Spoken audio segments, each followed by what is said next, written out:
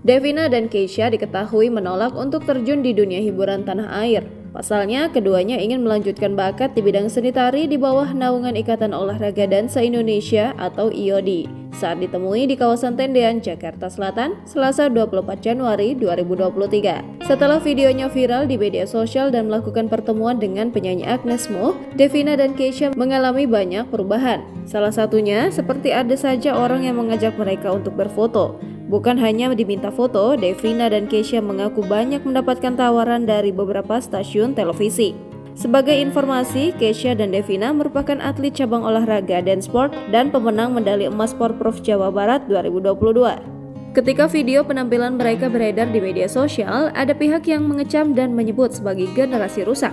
Menurut Agnes Mo, mempunyai prestasi merupakan suatu hal yang harus dibanggakan.